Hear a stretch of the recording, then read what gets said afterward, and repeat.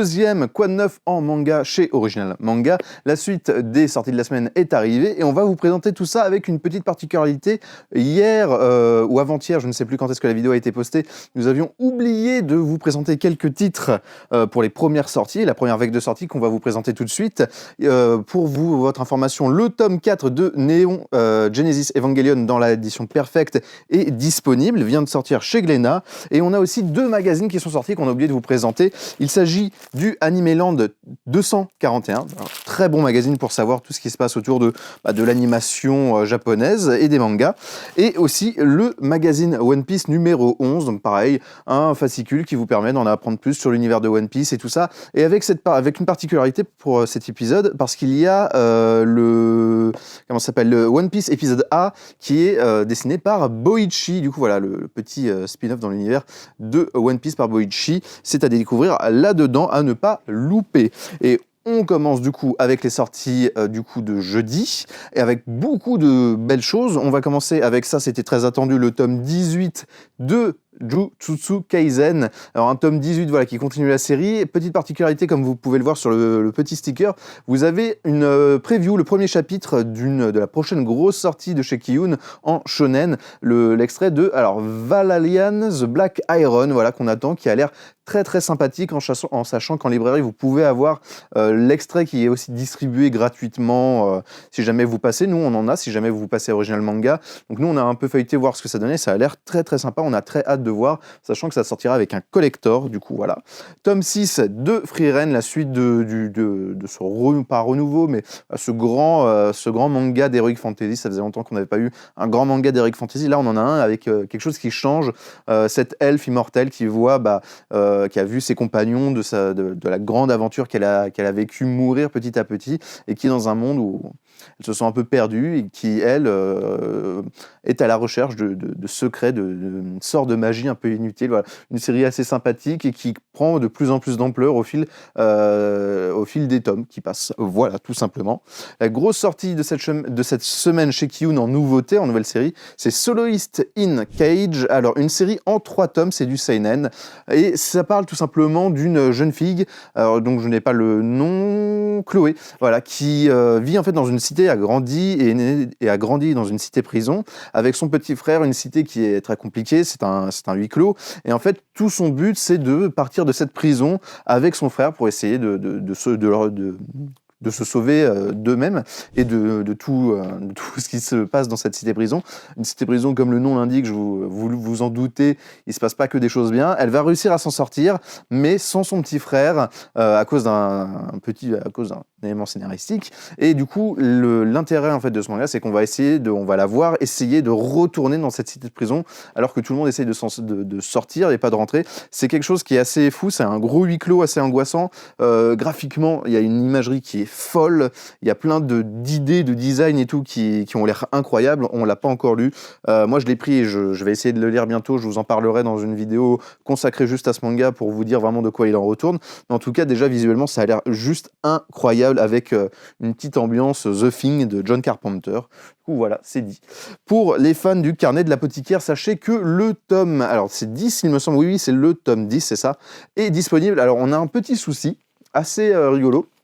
On n'a pas reçu les tomes 10 en édition classique, on n'a pas reçu les tomes 10 seuls. Nous n'avons que les collectors. Alors on ne sait pas pourquoi, on ne sait pas si ça va arriver plus tard, on les aura au bout d'un moment, bien sûr.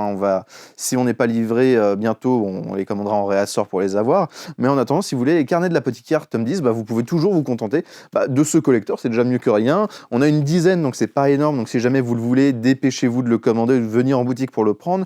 Le collector, ça consiste en, le tome 10, bien évidemment, une jaquette exclusive, et aussi ce coffret avec une jolie illustration qui est pas cousue, mais il y a un effet qui est assez sympathique. C'est un peu difficile de le décrire en vidéo, mais voilà, un très très joli collector, assez original, on va dire. Ça change de d'habitude où il y a un petit fanbook, un roman qui sont pas forcément les trucs les plus utiles. Là au moins il y a un joli objet de collection, ça fait vraiment collector pour le coup. On continue chez Kiyun toujours avec leur dernière sortie de la semaine, c'est le tome 25 de Darwin's Game qui revient.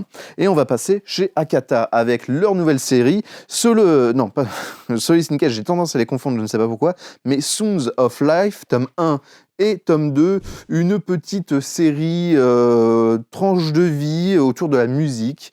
On va suivre en fait, alors il faut que je reprenne le nom, de Takezo, voilà, qui est devenu le seul membre en fait de koto, qui est un instrument de musique japonais, mais un instrument très traditionnel.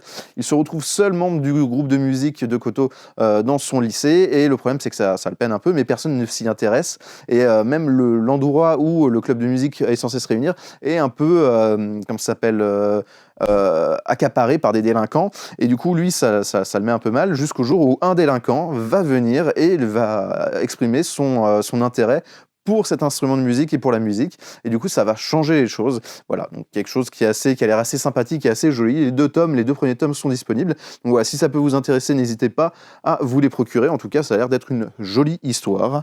On continue dans leur collection What the Fuck Akata, qui nous livre toujours des choses absolument folles, avec le tome 2 de Hentai Kamen, une série en 5 tomes. Donc voilà, on arrive petit à petit bientôt à la moitié. J'ai du mal à parler aujourd'hui, tout va bien. Le tome 5 de Sasaki et Miyano, qui est aussi disponible. Le tome 2 de, alors comment ça se prononce, c'est Vampires, voilà. C'était pourtant évident.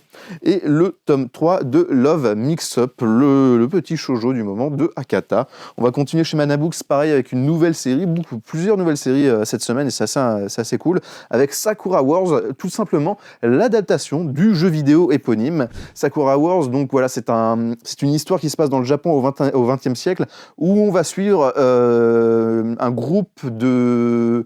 Alors c'est quoi? C'est un groupe de la marine, je crois, qui sont chargés de défendre le pays et les habitants par les attaques de démons. Ils vont pouvoir les combattre, notamment via des robots. Je crois qu'il y a un peu de magie aussi.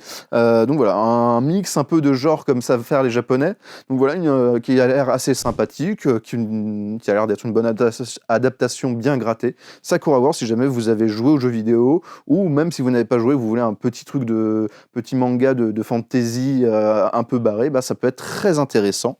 On continue avec le tome 11 de Angel, alors c'est Angel of Death, l'avant-dernier tome, toujours chez Manabooks, et on va passer chez Komiku, avec le tome 8 de Noble New Adventures, le tome 2 de Magic Maker, le tome 7 de Yako et Poco, le tome 32 du chef de Nobunaga, le tome 2 de À toi d'être un héros, et leur nouvelle série, Quelle belle fin du monde, une histoire en fait de voyage d'une jeune fille et d'une petite fille et de son ami qui est un robot à travers un monde qui est complètement dévasté, à la recherche d'êtres humains, de nouveaux êtres humains.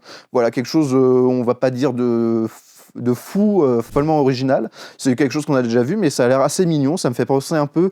alors, c'est un peu différent au niveau du pitch, mais l'ambiance, en tout cas, qui a l'air de découler, ça me fait un peu penser à Somalie et la forêt, qui a été édité chez Komiku aussi, il me semble. Si jamais vous avez lu cette série, voilà, ça pourra peut-être vous intéresser. Donc, plein de sorties. Si on devait en sortir qu'une, bien sûr, ça serait peut-être Solis New Cage, qui a l'air vraiment très, très curieux comme série.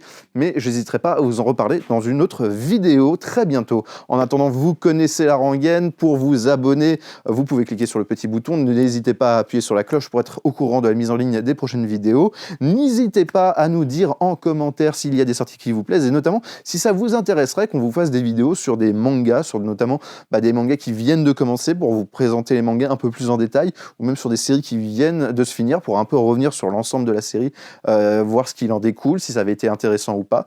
Donc dites-le nous en commentaire, ça nous intéresserait beaucoup, ça nous permettrait de vous produire un peu plus de contenu, de qualité bien sûr. Et en attendant, on se retrouve très bientôt pour de prochaines vidéos.